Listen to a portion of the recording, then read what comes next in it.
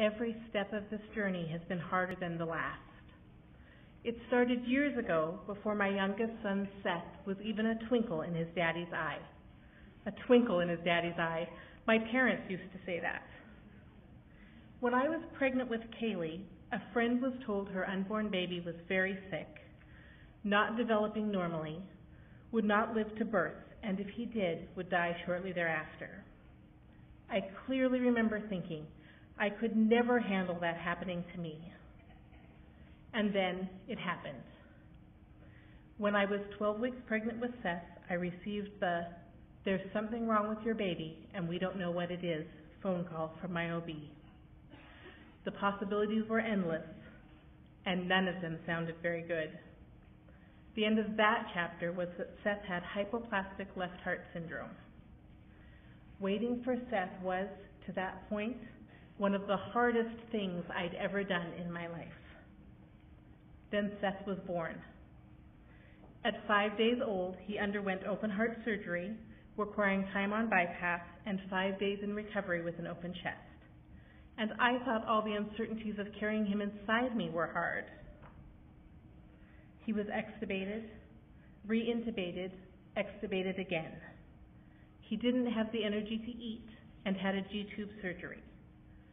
7 long weeks later, they told us to bring him home, and I freaked out because it would be hard. I cried the day they told us we would get discharged in a day or two. I was one scared mama.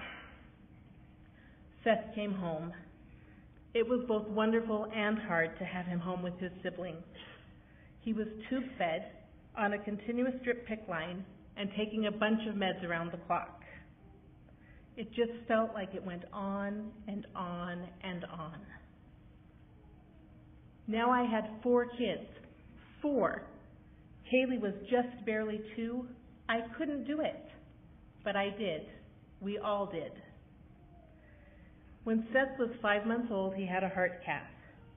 It was hard handing him over to the doctors and accepting the fact that afterwards he had to come home on oxygen.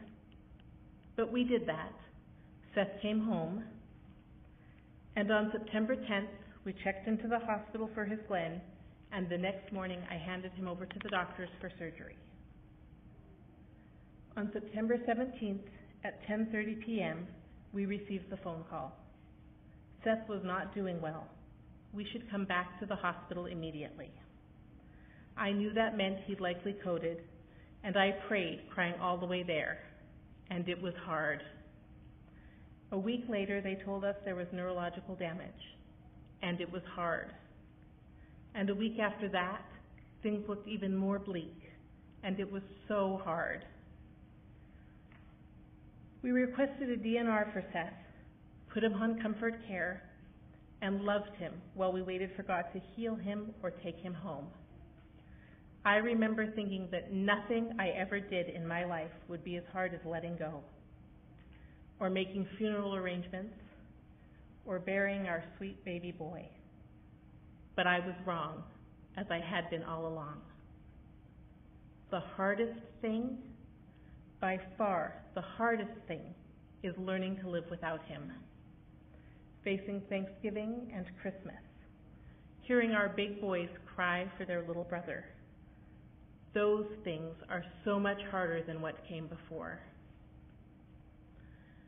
I look back on all this and I realize a few things.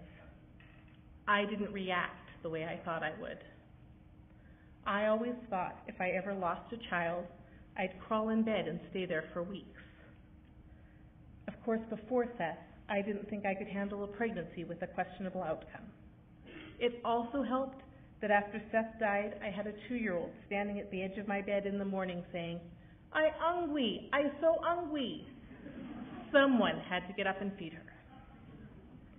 Life is hard. Bad things happen. Babies die. I'm still a mere human being. I don't have all the answers figured out.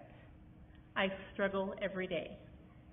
I feel like I learn something new about grief every day. I'm still learning how to allow the Lord to carry my burdens for me, and I have great hope. For as much as every step has felt harder than the one before, the strength of the Lord has continued to lift me up. I am still struggling, but I am still here.